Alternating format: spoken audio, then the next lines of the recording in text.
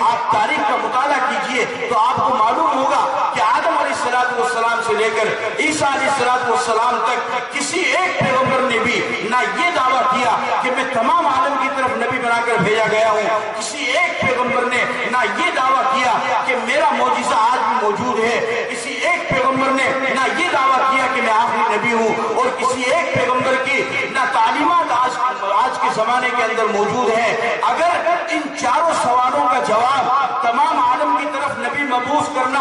اور اس کا معجزہ بھی آج تک موجود رہنا اور آخری نبی ہونے کا دعویٰ کرنا اور اس نبی کی تعلیمات کا آج تک موجود ہونا، اگر ان چاروں سوالوں کا جواب کسی کے پاس ملتا ہے تو وہ مسلمان ہے، اور